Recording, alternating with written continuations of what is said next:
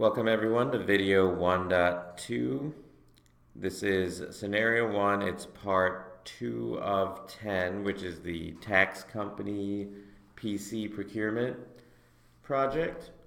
We just got done completing part 1, and we literally just got done with Bill finally sending us some information to work with.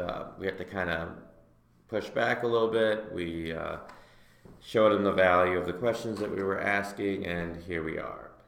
So like I mentioned before, at this point, just to kind of speed things along, I'm going to use the cooking show type of method. And the cooking show is just literally where you show something like, hey, we're gonna put these seasonings on this turkey and put it in the oven for 4 hours, but instead of just waiting for 4 hours, you have another oven that you can just take the turkey out of and show people what it looks like, right? So it's the same thing with these emails. I'm just going to quick paste them in here, but I want you to get the practice of actually typing them in and doing it the manual way. So at this point, I'm right here. So at this point, Ted is going to reply back to Bill and ask follow-up questions. So here we go. Just going to copy this part.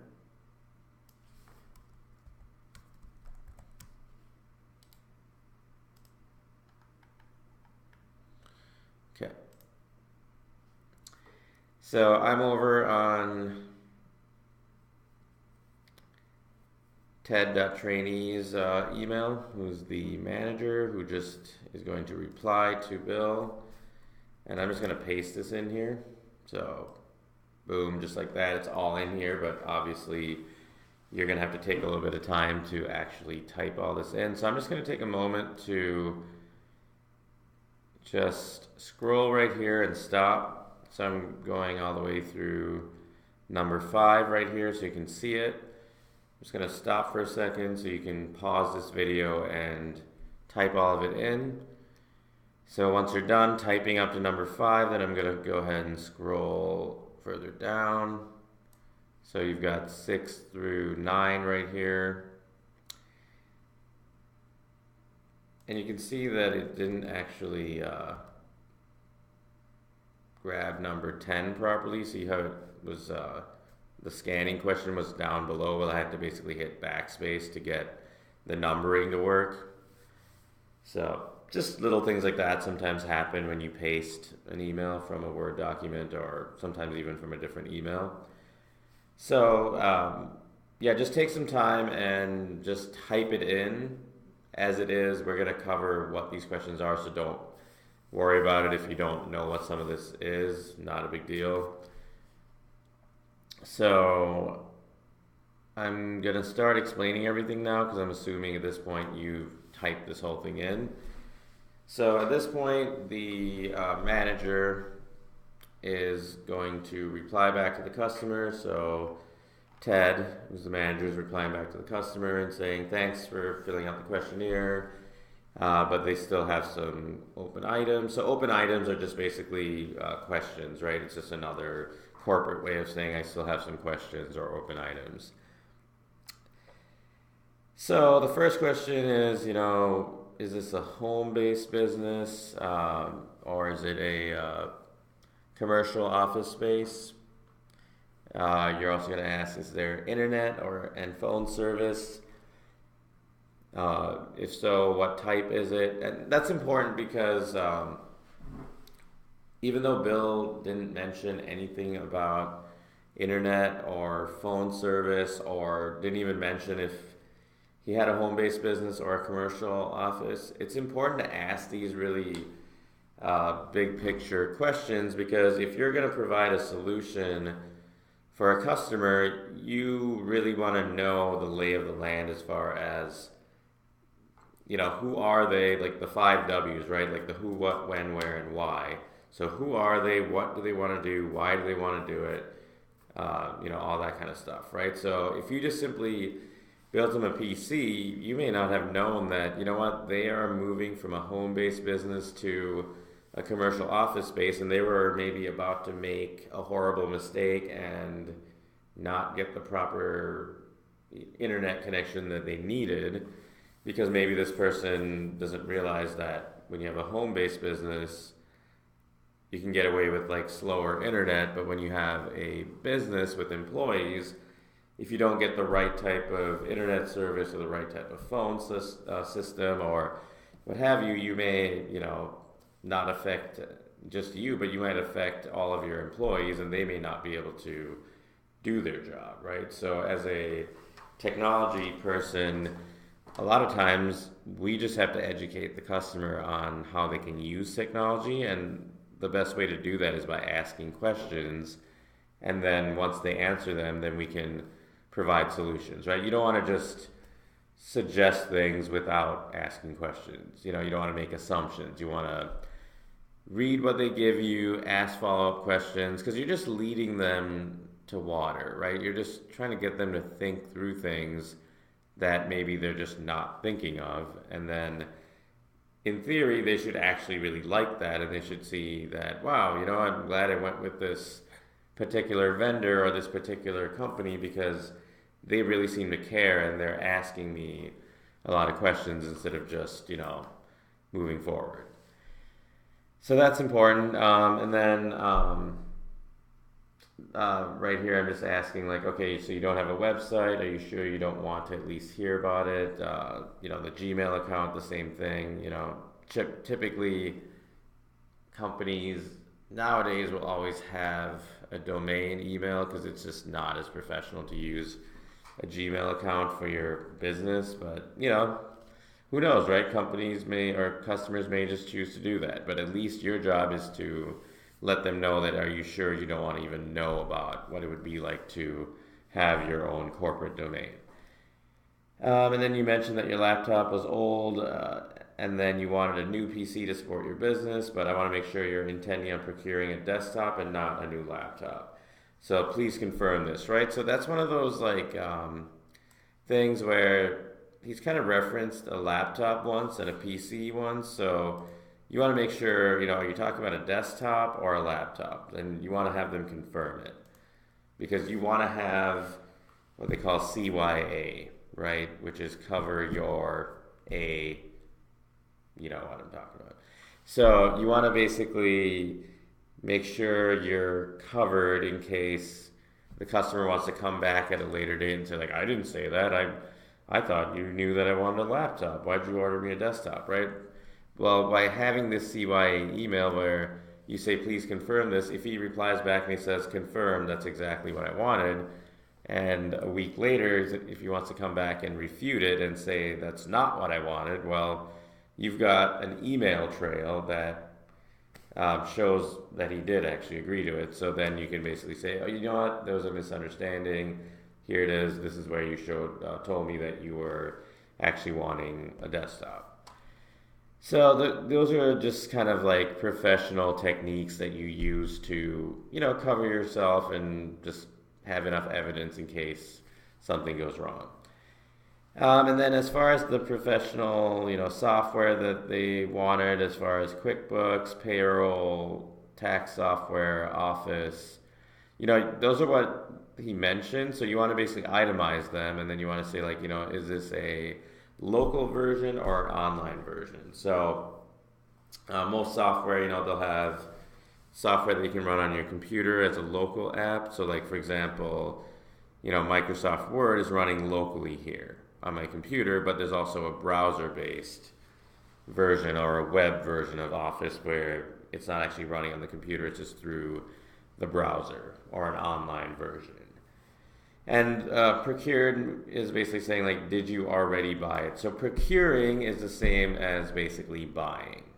Procuring, purchasing, and buying is the same thing, but in a corporate sense, procurement is the word that's used, right? It's just like the procurement is the process that a company goes through to have a budget for something, then go through like a purchasing person that actually buys it, right? And that's called procurement. So it's just like a fancy way of saying you just buy it. Or basically, we're just saying, did you already buy it? Is it already procured? Is basically saying, did you already buy it? Payroll, same thing, right? What's the software? Tax software, okay, what is it? Like, it's great that you're telling me you need some tax software, but, or you're going to support some tax software, but like, what is it exactly? Because um, the way that they answer these questions may change the way that you do the design of this PC, right? So you may want to, for example, give it more RAM or a bigger hard drive if you see that they're installing a bunch of local applications. You may give the computer a much better video card if you're seeing that this customer is going to do a bunch of video editing or movies or things like that, right? So you don't want to design something that doesn't meet all of their specs or their specifications, right? So that's what all these questions are about. You're trying to get even more of an understanding of what they're trying to do so that the design will make sense.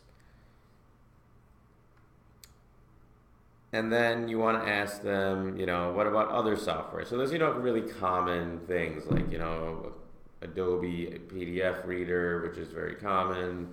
Chrome as your browser. What about malware and virus software? You want to basically throw this word liabilities out there, because if a customer doesn't think that malware and virus protection is important, you want to mention that it's a liability, because if they get infected and they pass that virus on to someone else as maybe a customer that was on their network because they joined their guest wireless or whatever it is, and now they get infected, well, that's a liability, because that customer can sue you because they were on your network and you gave them a virus, and that might have caused them to lose money or whatever it is, right? So you want to basically let the customer know that it's important.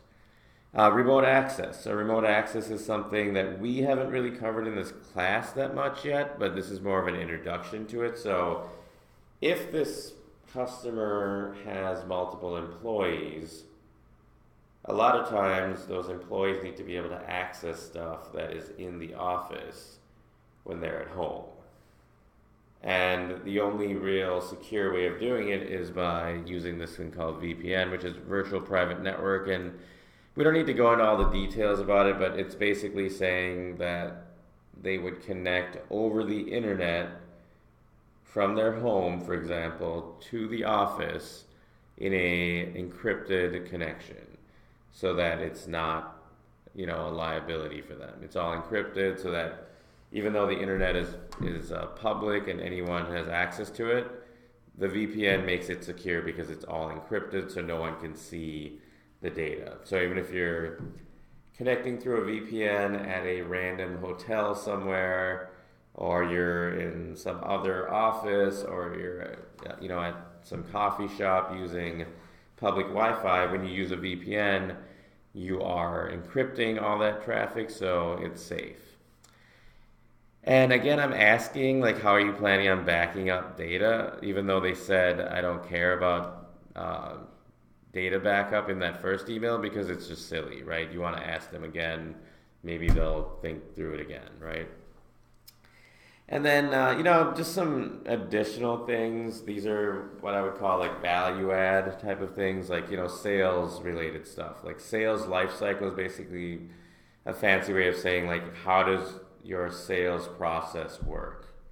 Do you entirely get all of your customers from strictly word of mouth, like they mentioned, or do you have like email software that sends out a blast email to hundreds of people on a monthly basis, which is what like this whole constant contact or mail, I meant to actually say MailChimp, not MainChimp. So MailChimp is just another software that can basically like do a ton of email campaigns.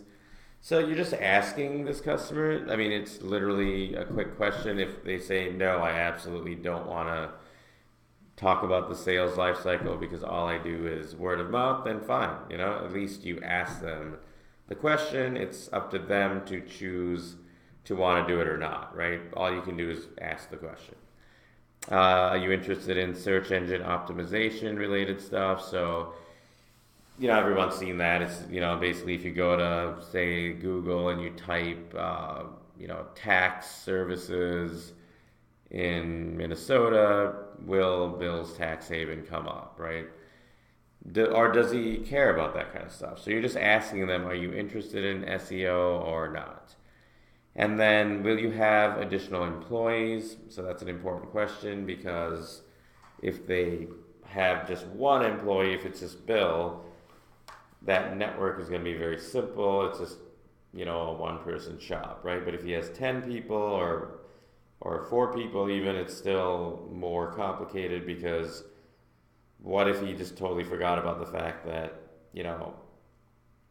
he's hiring people and he hasn't gotten PCs for them, or maybe he's not factoring in that if he has 4 people, maybe the software that he's getting actually doesn't support the licenses for 4 people. Maybe it only supports one person, and he can't even function that way. So those are the types of things that you need to think through when you're sending an email, and when he replies back, you can always think of like follow-up questions to ask.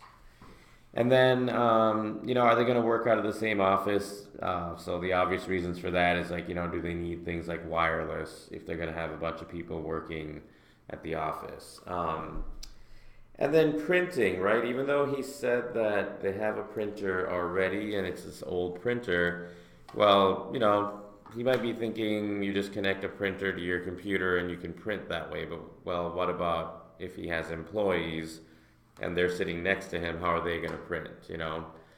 Is he going to want to have a network printer that's connected to a switch, or is he going to have a wireless printer? Things like that. You just want to remind him that, hey, here are some things to think about. And then scanning and faxing, right? That's a common business function. So, think of all of these things that we have suggested for this customer, right? All they said was they wanted a PC, and here we've thought through all of these questions, and we're adding value by trying to think through, like, okay, what are all the parts that could possibly be needed by a customer, especially because they're setting up a new company, or they're expanding their company. So when something is new, there's always more moving parts, as they say, right? There's more things going on because they haven't set up anything. They don't have any infrastructure, right? Infrastructure is just a fancy word of saying like they don't have the network set up, or they don't have the PC set up, right? So when they don't have anything set up, there's just a lot more questions, right? Now, if he had already set this up years ago and some consultant had already helped them get up and running, well, then him adding a PC to something that already existed is much easier, and you would have less questions, right? But if it's a brand new business or an expansion, there's just going to be more questions, and there's just more things that need to be done. And so, scanning is basically saying, does he have some kind of printer/scanner device that he can scan documents, because that's a common thing that businesses need. And weirdly, fax is actually still fairly common, even though it seems like this really archaic, old-fashioned thing. There are still a lot of companies that use fax. It's technically very secure because there is no public network that you can just access faxes through. They go through the public phone system as far as sending the fax, but it's not very easy to tap into that. Like, tapping into emails and being able to capture them as a hacker or whatever is, possible, right? Everyone knows it's possible, but faxes are very safe because it's pretty hard to intercept a fax. And outside of that, it's also like certain government agencies. So if he has to send a bunch of information to the IRS to file taxes for people and things like that, there's just a lot of paperwork that government agencies will still have you fax. So for those reasons and some other reasons, companies still need to have fax. So, and sometimes they'll forget that when they're first setting up. So it's your job to remind them. So this is just a whole bunch of questions that we're going to send back to Bill, and then hopefully Bill will reply back to us and we can keep on moving this project forward. So I'm going to hit send. And now back over here, if I click on inbox, I've got a new email. So here's all of my questions, right? So I'm going to continue with the whole cooking show style of answering these emails. So I'm going to just hit reply. And by the way, something that is not super intuitive with email systems in general are these triple dots. So you can actually click on that and you can see the history of the email. So it just sort of collapses everything. So when you hit reply, so you don't have to see all the old stuff, right? But sometimes, you're just like, wait, what happened to that email? Where'd my old email go? It's collapsed into these three dots. So you can always click that, see the old email. Okay, great. I can reference that, right? So I'm just going to go ahead and paste this in here.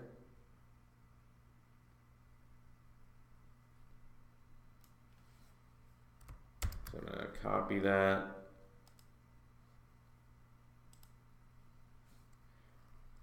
And I'm going to paste.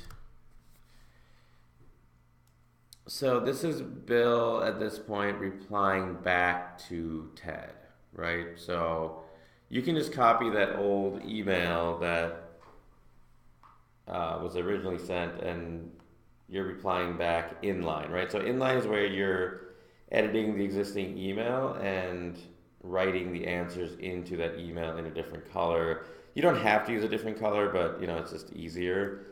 So remember, if you wanted to highlight certain text and make it red, you just highlight it. You go down to here. You go to the text color, and you can make it red by clicking there. So I'm just going to pause right here so you can take some time to write this out. So make sure you're viewing it on one monitor and you're writing it on the other. So here's the first part of it up to number 4. You can just take your time and write it. I'm going to scroll down.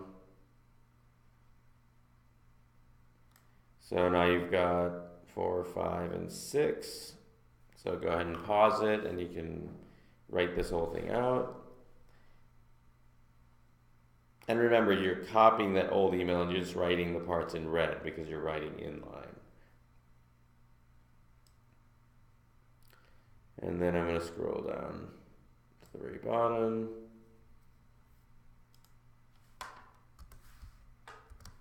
Thanks, Bill. So at this point, Bill has responded. So he's saying he ran the business out of his house and he hired a few employees and now he's moving to a small office, about 1,000 square feet, right? That's 100 square feet. That would be a very small office. It was only 100 square feet. So 1,000 square feet makes a lot more sense. And then as far as internet and phone service, so now we're getting Bill to think about it. He's like, oh, wait a second, that's a good question. I didn't even think about that. And so he was saying, basically that he currently uses a cell phone, which is typical if he was just a one-man shop. But obviously, if you're going to have employees or something like that, you can't just be using your cell phone.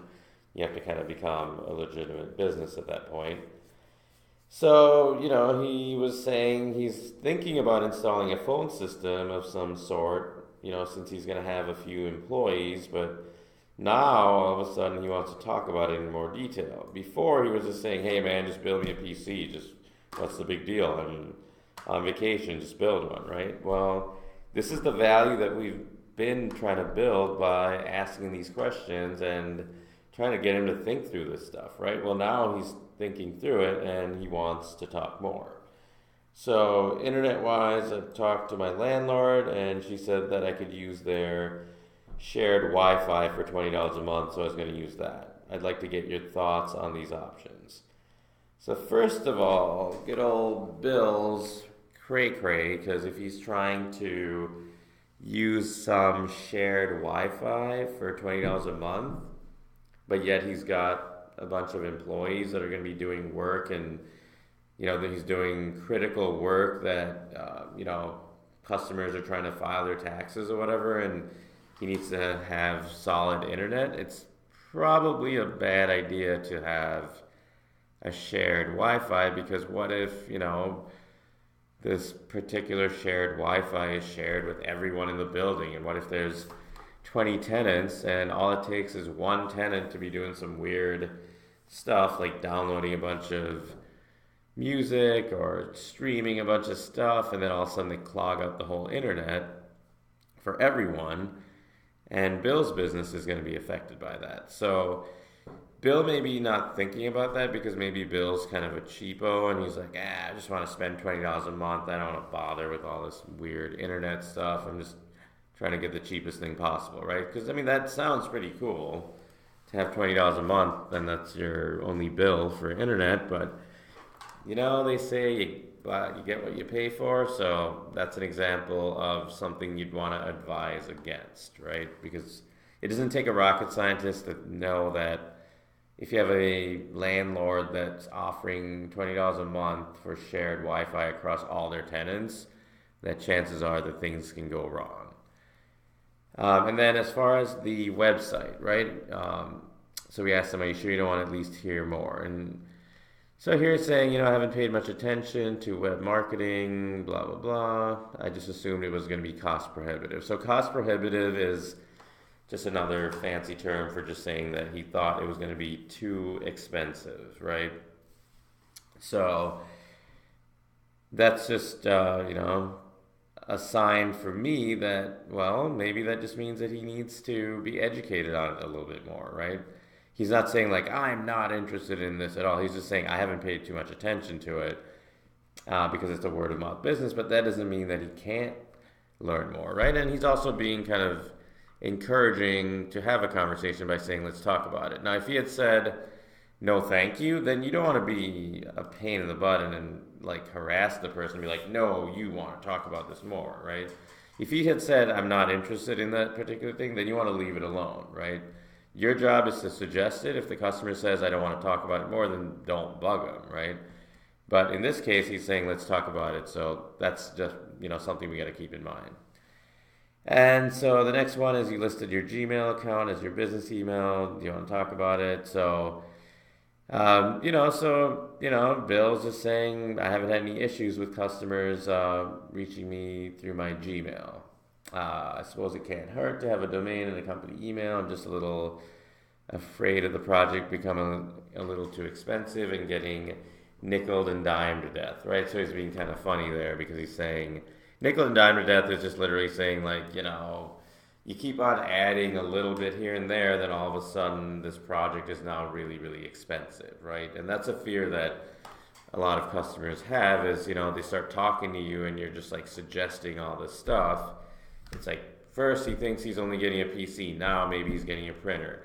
Now he's getting a different internet circuit. Now he might be thinking he's getting different email service, right? So it's like, all of a sudden he's starting to feel the pressure that, okay, maybe this $1,500 budget that I initially set is definitely not going to work, right? So these are a lot of fears come out in this way, right? But as a technology person, our job is to educate the customer and help them think through these things, right?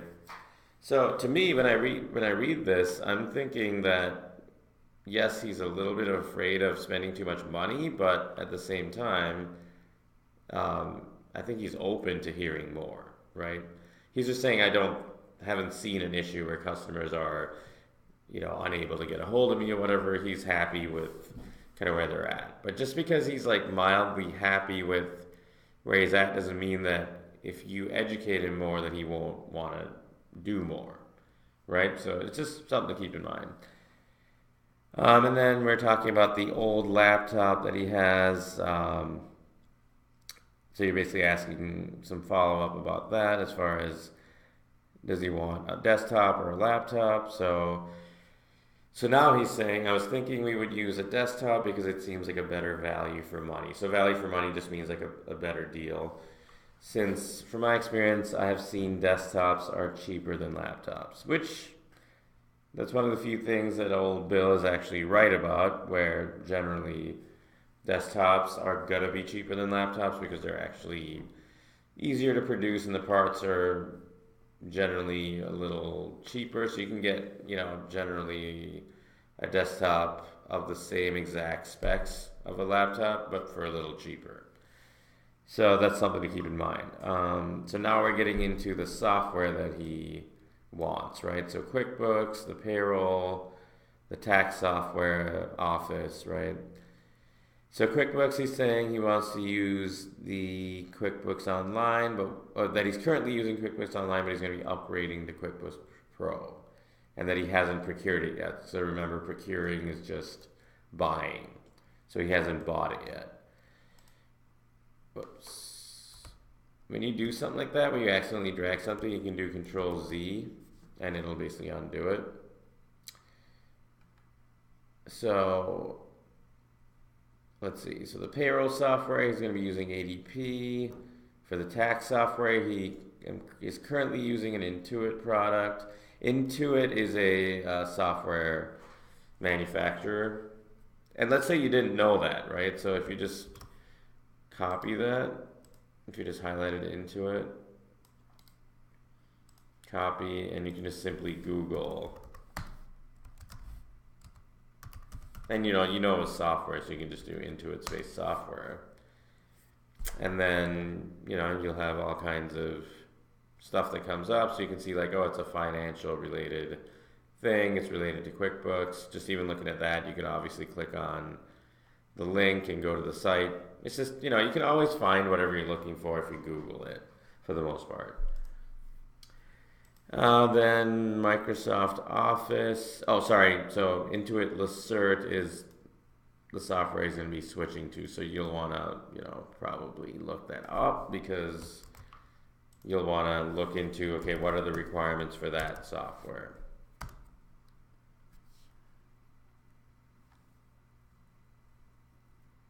So you can see that, okay, this is some kind of accounting software. And then Office, you can see that he has Office 2012 on my old laptop. Can I reuse it? So now he's like kind of he's like, just wondering, wait, I don't even know if I can use Office on this new thing. I totally didn't think about that. So you're getting him to think through these questions, right? I didn't think about it when I needed other employees either. Let's talk about it. So here he's saying, I didn't realize that, when I have other employees, they're going to need Office also. Let's talk about this. And so then what about other software? So he's not really sure. So that's just another example of being able to explain things to customers and educate them, right? So we'll have to obviously set up some kind of call or whatever so we can get on the same page with the customer and explain what some of this software could be. As far as the sales cycle, I'm not shocked that he's saying this because he was kind of like trying to keep things as simple as possible. So he's saying he's not interested in SEO. Now, this is not a good thing necessarily because he's saying he's getting a bit overwhelmed with all these questions. And you don't really want the customer to ever be overwhelmed. You should only kind of have the customer ideally be at a point where they're being educated and informed, but not overwhelmed, right? So maybe we ask them a few too many questions, or maybe it's just Bill, right? Maybe Bill's just such a simple guy. He's like, God, I can't believe this company is just asking me so many questions. So maybe he's just like getting impatient or overwhelmed, right? So it's just something to keep in mind. Generally, when people say they're overwhelmed on email, that means you should probably stop like emailing them and get on a phone call or something like that so that, you can figure out what's going on, like what's bothering them, things like that. So, that's something that I will definitely like read into a lot of times with those types of wording, like overwhelmed, or if he says like I'm unsure or I'm nervous about something. You want to read it. I mean, people sometimes say like you shouldn't read into the emotions of an email, but sometimes when you say a word like overwhelming or nervous, it's not exactly like you're reading into it. It's actually pretty obvious that he's not quite sure how to handle some of this stuff. So it's just something that he probably just needs to be, comforted about this whole thing, right? So the best way to do it would be on a phone call. And then additional employees, he's saying, yes, I will have a total of 3 additional employees in this office. So this is a huge piece of information, right? So he finally told us that it's actually an office and it's going to have 3 additional employees. So it's going to be him and 3 other people. So it's going to be a 4-person office. So now it's like a whole different thing because we need to make sure that this PC that we're building, the software that he wants, the office layout in general, as far as even a network that they need for this office, the printing has to be a shared thing. So all this stuff is like becoming a bigger scope because of the questions that he's answering. So this just shows you the danger of, if you didn't ask these questions, you would have built a solution that just didn't make any sense, right? So even though the customer may not be happy about the entire process by you asking all these questions, they're definitely going to be happy about it later when you show them that, hey, like I'm really glad we had these conversations, and I'm glad that we talked about these things because I was able to provide a much better solution for you instead of just going with whatever you thought initially. So, it's like, it's not always like great the entire process, but the end result is generally way better by being detailed like this. Okay, so how is printing currently handled? You mentioned you have an old HP printer, but is it going to work for you on the network, or is it directly connected to the PC? So he has an old HP LaserJet 4100 printer. It works well for black and white printing, and it connects to my old desktop. Okay, or old laptop. So we haven't really covered network printing yet, but just in general, if you have a printer that requires a physical connection to a laptop to print, it doesn't take a genius to know that, okay, if he's got to connect a cable to his printer from just one laptop in order to print, that's kind of a pain in the butt, right? Because that means that every person, all the other 3 employees at this company would have to come over with their laptop, if they have a laptop, and actually plug into the printer, which isn't that fun, right? Because, I mean, if you're sitting here working, you don't have to like move to go print something. So having a printer that isn't on the network just doesn't make sense when you have more than one person. So that is definitely something that we're going to have to fix, right? So we're going to have to suggest some kind of network printer. And also, black and white printing is fine for a lot of people if they're just printing out documents or whatever, but you want to ask them the question, like, are you sure you only need black and white printing, or do you maybe need also color printing? And then fax-wise, he's saying, I currently have a phone line at home that's connected to my old fax machine. This is a good question. Let's talk about it. So to me, he's saying that he's using his fax machine at home. So obviously for his business, he's needed to send faxes. It's just at home, when you're a one-person company, it's super easy. You can just have like a simple solution, like you just have a phone line, you connect to a fax machine, you're done, right? But now that he has an office with employees, he's going to have to make sure that maybe he has a multi-function printer that can be a printer and a fax and a scanner or something like that, right? So we need to figure out, okay, well, do we need to order a phone line for his office too? Or sometimes your internet provider can also provide a phone line for cheap. So when we think through all these things, then we maybe have to order a circuit for him or things like that, right? So he's at least receptive by saying, let's talk about a good solution. So that's a good sign. So this is the type of thing that you want to see, right? You don't want to see necessarily that it's overwhelming. So that's something that definitely needs follow-up. We need to get on a phone call with him. But the fact that he says this is a good question, let's talk about it, that's really important. So it's something that as a consultant or as a contractor, even if you're doing a more entry level role or not, just always pay attention to how that customer is feeling and how they're writing emails. Like, are they saying like this is a positive thing, or are they feeling anxious or nervous or overwhelmed or whatever? And you just want to be a nice person overall, right? So you want to reach out to them.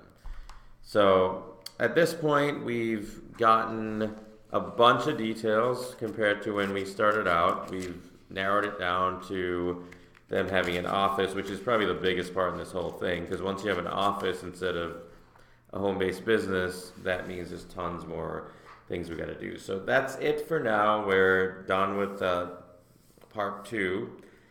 Of course, if you have questions, again, you should always ask your trainer. I hope that this was informative and you've seen, all these different details that we're trying to educate you as far as how you write more detailed emails and things of that nature. So hopefully you enjoyed it, and I will talk to you soon. I'm just going to hit send so that we actually send that email, and that's the end of the video. Thank you.